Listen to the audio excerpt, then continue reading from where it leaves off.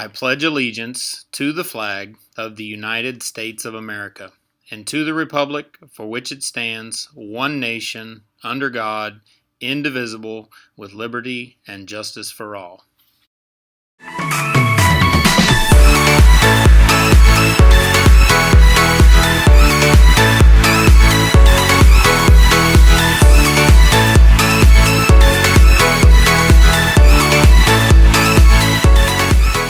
Good morning, Brahmins. Today will be a Wellness Wednesday. We didn't get to watch the March Wellness videos last week because it was Say Something Week, so you're going to have Wellness Wednesday this week. I have a couple of items. First of all, sophomore class, bravo. Only 20, that's 20, out of 390 students didn't take a test yesterday. That is incredible. That might be a new record for day one of testing. So congratulations to you all. Remember, hang in there. This is just the first step of receiving that ELA FSA score. In May, you'll have 2 more sessions. Those will be reading sessions. So you're a third of the way there. Your teachers were commenting about the effort that was being given in those tests, that students were genuinely trying, using planning sheets, staying focused. That's incredible. And that's exactly what we want to see, because we don't want to waste any opportunity that you have to check the box for that graduation requirement. So that's the first step in that whole process. Congratulations to you. And I can't wait to see that same effort when we get to the next sessions in May. Seniors, this is just a reminder, grad walks start next week. I can't believe it. It's happening super quick. I'm looking at the calendar right now. I lied. It's happening in, in 2 weeks. The 18th is our first one. Sorry. The 18th will be our first one, but you cannot get on the bus for that grad walk to the elementary school or the middle schools if we don't have a signed permission slip. Spots are going quickly. We have to plan for busing, transportation there. So it's not something that you can just throw a permission slip at us on the day of. So you need to get those turned in to Ms. Coleman. She's out at lunches every day, giving out and taking those grad walk permission slips. So make sure you get those turned in.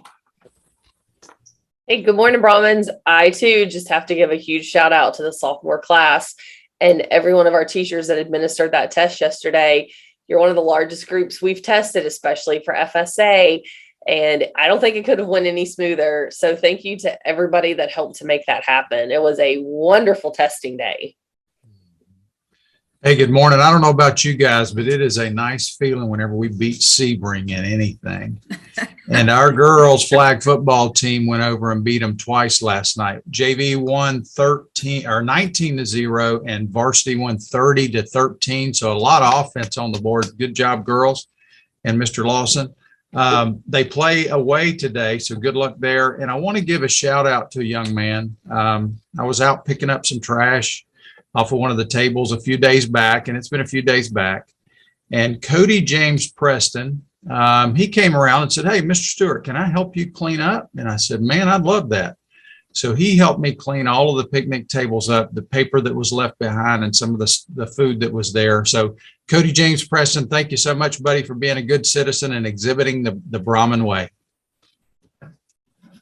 We too had a great testing day here at the freshman campus yesterday. I heard lots of good feedback from teachers and a few students who said, "I gave my best effort." And so that is what we want to hear, that you continue to carry that on.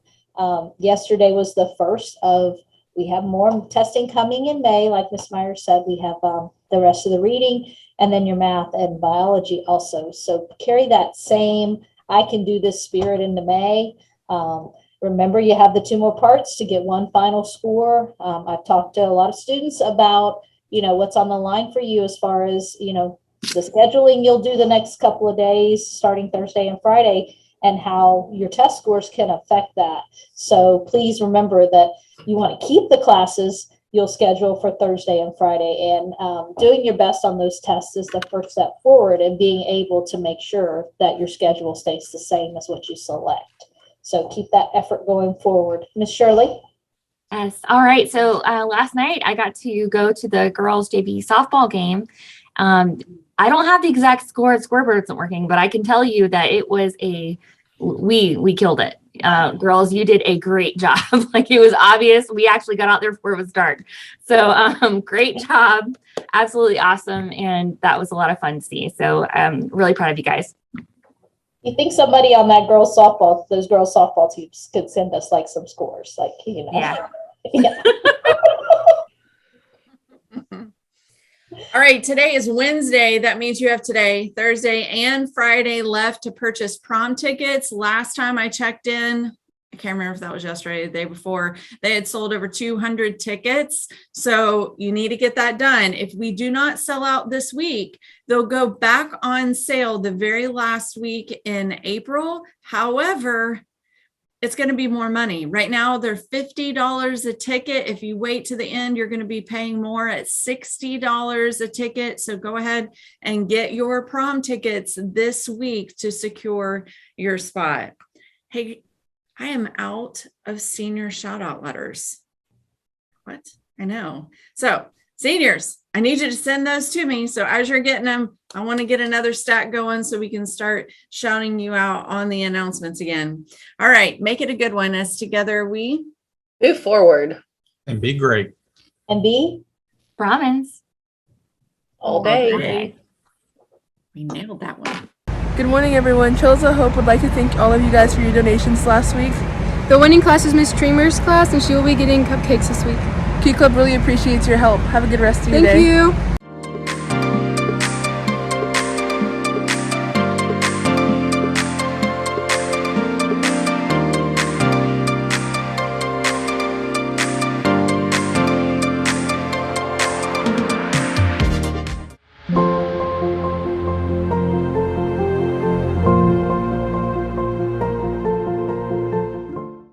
Hello, welcome back to this month's wellness video. My name is Catherine Williams and I'm the Director of Mental Health and Behavioral Supports. It's great to see you again.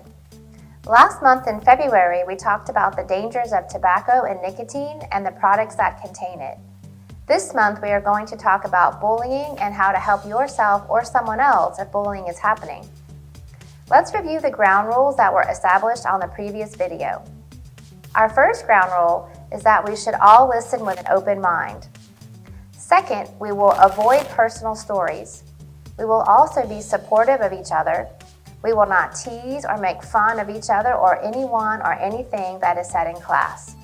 We will listen when someone is speaking, and only one person will speak at a time.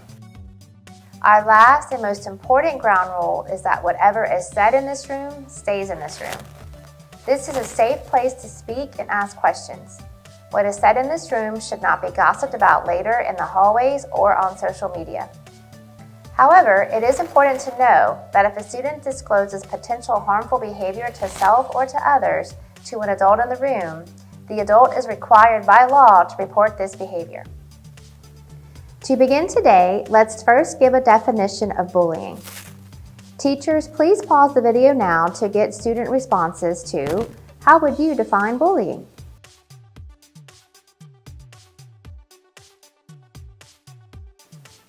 According to stopbullying.gov, if you included these three core elements in your definition, then you're exactly right. Number 1, unwanted aggressive behavior. Number 2, observed or perceived power imbalance. And number 3, repetition or high likelihood of repetition of bullying behaviors. What do we mean by a perceived power imbalance? This means that in a relationship, one person believes that they have more power over another, or when someone else believes equal power is not held in the relationship. Sometimes incidents do not meet the definition of bullying, such as one-time physical fights, some online arguments, or incidents between adults. Other times, bullying incidents are defined as criminal, such as harassment, hazing, or assault. Who does bullying affect? Bullying affects all youth in some way. About 20% of students ages 12 to 18 experience bullying nationwide, but others witness it or hear about it occurring. This includes the bully, the victim, and the witnesses. Why do people bully? There is not always a clear answer, But sometimes those who bully are being bullied or abused themselves by others or have low self-esteem. Sometimes they are angry, frustrated, struggling socially, emotionally, or academically, or want to exert power over others. None of these reasons excuse the behavior, but knowing the cause can help us find solutions. Let's watch this video by Jeremy Anderson. Pay attention to what he says about how you can play a huge role in stopping bullying. Hey, what's up, y'all? Jeremy Anderson here. Check this out. I want to talk to you real briefly about bullying. I get it, and I know what you're probably thinking, oh my God, another video about bullying. That's right. Another video about bullying. Like, it happens so much. It happens so often, and we got to put a stop to it. And guess what? You got the power. Even if you've been a bully in the past, you got the power to say, you know what? I don't want to be that person no more.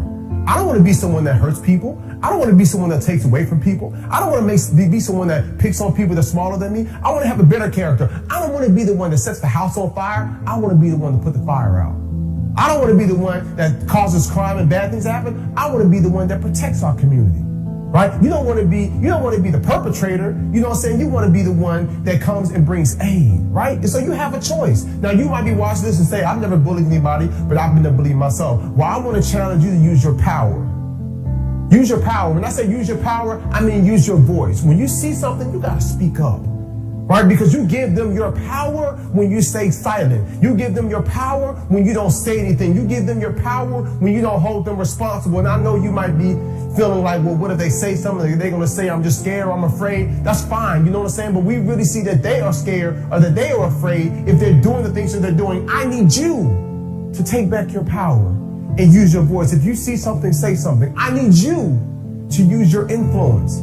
Some of you watching this video, you got crazy influence within your school. There's so much personality, so much style, so much influence that you've been gifted with. You can use that. I want to see a day. I want to see an environment. I want to see a school when bullying takes place, as opposed to other kids laughing at the one that was bullied, a bunch of people sit back and say, hey, that's not cool.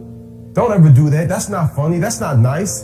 And now the bully feels like, wow, oh, that's not cool no more. No. I want us to create a type of culture that where everybody, regardless of how they speak, regardless of what they look like, regardless of what their sexual orientation or their religious beliefs, like regardless of where they come from, the color of their skin, the texture of their hair, regardless of what they have going on. We show them love. We show them affection. Like, that's the fabric of America. That's what makes America great. When we are able to accept and love and affirm and pour into, you know what I'm saying, and bring out the best and see the best in people. That's what makes us powerful. And you all, I'm so passionate about this because you all are our future leaders. You all are the future city councilmen and congressmen and senators and teachers and engineers and principals and counselors and police officers. You all are the future.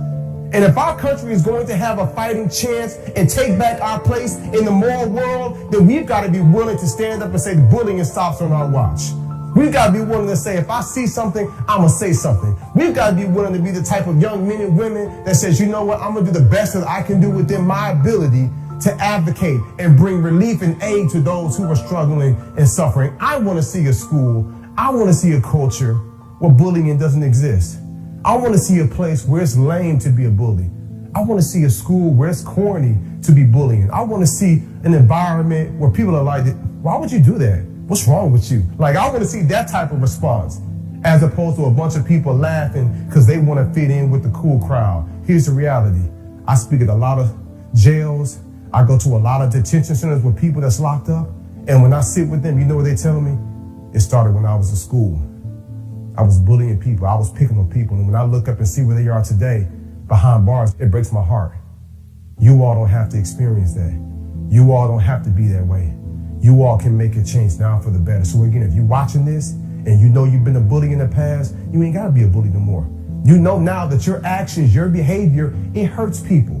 You know now that what you do has the power to hurt somebody's feelings. They might laugh and act like it doesn't really affect them, but when they go home at night, when they look in the mirror, their feelings are hurt. They feel a certain type of way. Now they're questioning their worth and their doubt. The suicide rate is so high in our country.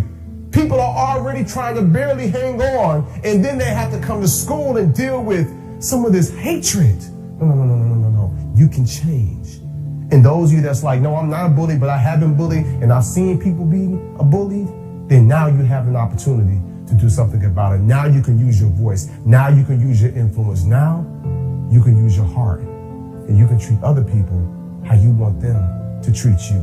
I believe that's what goes to show the test and character of people today. And so we can ask ourselves, how would I want someone to treat me? Let me make sure I give that same respect, that same love, that same treatment to the next person. And I believe that when you do that, that's going to take your life to one level, and the next level, and the next level, and we're going to look up, and you're going to be doing some absolutely amazing things. I know it's possible because I lived a life where I struggled and I failed and I had bad attitude and bad behavior and bad grades. And I got to a point where I said, you know what? I don't want to fail no more. I want to be successful. I want to thrive. I want to travel the world. I want to drive a nice car. I want to be educated. I want to get degrees. I want to write books. I want to be successful. It's inside you. It's already inside you. But it's time for you to show the world how great you can be. What did you hear Jeremy say? He told you to speak up and use your voice. All of our schools participate in Sandy Hook Promises Say Something. That program teaches us that if we see something dangerous or potentially dangerous, we must say something. We need to be upstanders, not bystanders. Use your voice. You have the power to help and change. What do we mean by bystander versus upstander? A bystander is someone who witnesses the bullying. If that bystander does nothing to stop the behavior, like tell a trusted adult, or report the situation to a school administrator, that bystander is silently saying that he or she supports the bullying behavior. Instead, be an upstander. An upstander is a person who helps and intervenes on behalf of the person being bullied. If it is a safe situation, tell the bully to stop, or this is not okay. Many times, the situation does not feel safe. This is when you need to immediately tell a trusted adult. Remember, use your voice and be an upstander. Treat others the way you want to be treated. Teachers, please pause the video now to review the concept of bystander versus upstander. Let's watch this video about the bystander effect.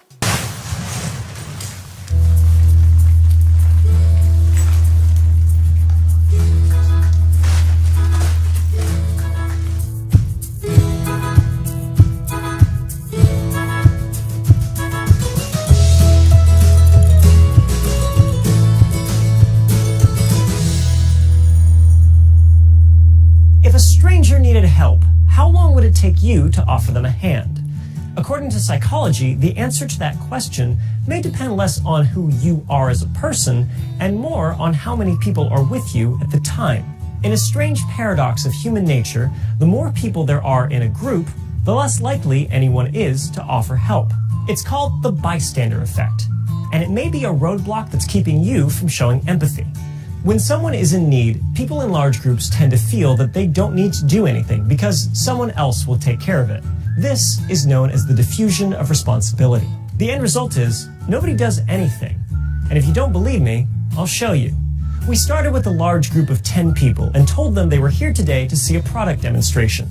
So we're just basically looking for emotional reactions to certain products. We're not quite ready to go yet. So as you can see, you have these surveys. Go ahead, start filling them out. Take all the time you need with them. I am going to go get the product and just kind of start throwing it together, and then we're going to begin. Sound good, everyone? Okay. Cool. Thanks. Here's the thing, though.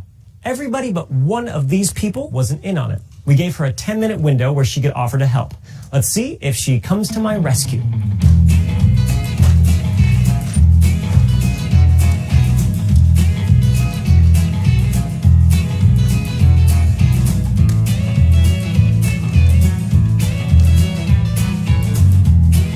We repeated this a few more times with varying results.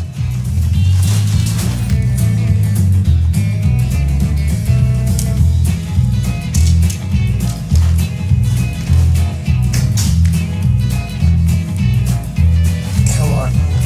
That didn't sound good.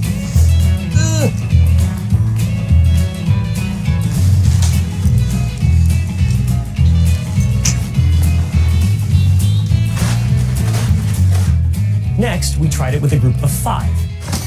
Oh.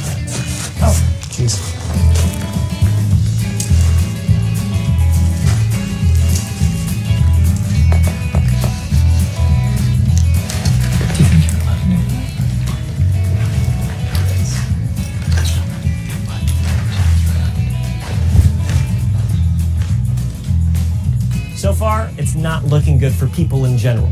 Are we just plain unhelpful, or is there something to the bystander effect? To find out, let's see how helpful people are when they're all by themselves.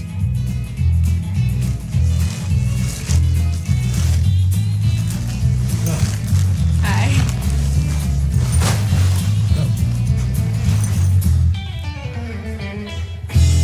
The results? With our group of 10 people, it took our participants an average of 8 minutes and 1 second before they lent a hand. Excuse me, thank you. Can I help? I just feel thanks. bad. Participants in our groups of 5 were a little quicker, saving me from the tent with an average time of 7 minutes and 25 seconds. I'm okay. Do you need help? Do you want to give me a hand? Yeah. That'd be great, thank you. What can I do? But when our participants were by themselves, that is when they really shined. Ooh. Yeah. Oh, thank you so much. On average, they offered to step in just 3 minutes and 19 seconds. You were the fastest by a country mile. I have set this thing up by myself 7 times today. That makes me sad. You took a total of 12 seconds. Why do you think you were so quick to do it? I like to help in any way that I can. That's the funny thing about the bystander effect. You would think that a group with more people would mean there's a higher chance someone would do something. But people in a group are actually less likely to help. I knew I should have just stood up and done it, but then a big part of me wanted to see what these people would do, and I was just kind of like, are any of them gonna help? At first, I was a little shy to jump in and help, but then after a while, I'm just gonna jump in and help. Thank you, I appreciate it. You're welcome. Probably took 8 minutes. When it's just the two of us in a space, there's like a bond that's created. It's like, well, I'm not going to let you struggle on your own. And I think if there is a group of people, it's way more acceptable for me to be doing that. It's the diffusion of responsibility. I think that's totally true. If something is saying jump in and offer to help, just follow that intuition. Even if no one else is saying anything, just, hey, if you can be a part of helping someone, instead of just watching them struggle, or even take out your cell phone and like tape it or something like that, which is the worst, just offer some help. So, now that you know about the bystander effect, ask yourself, how often do you feel like you should help someone, but don't, because you think somebody else will do it?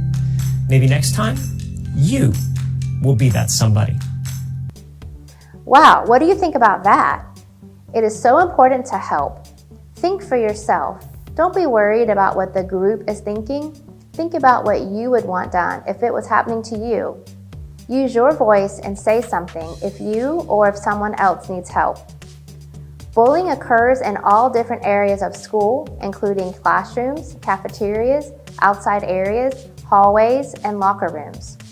Additionally, it happens on the internet through social media, texting, and other online outlets.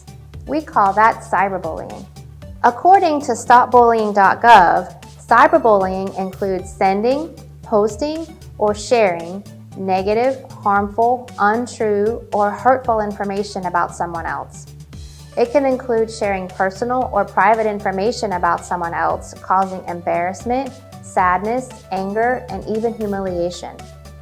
Sometimes cyberbullying crosses the line into behavior that is illegal.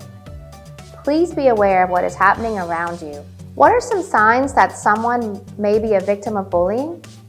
Someone may have no desire or may even refuse to go to school. He or she may be unusually quiet, display social isolation, and have physical injuries. There may also be emotional dysregulation, such as angry outbursts, noticed sadness, or even depression. The child may lose interest in normal activities and may be receiving disturbing messages via social media. Watch for the signs. Use the power of your voice to say something. We're all in this together. Teachers, please pause the video now to review today's material and to review the 5 senses relaxation activity. Find 5 things you can see, 4 things you can feel, 3 things you can hear, 2 things you can smell, and 1 thing you can taste while practicing deep breathing from your belly. Be sure to take big, deep breaths in through your nose and breathe out through your mouth. Practice this for a couple of minutes.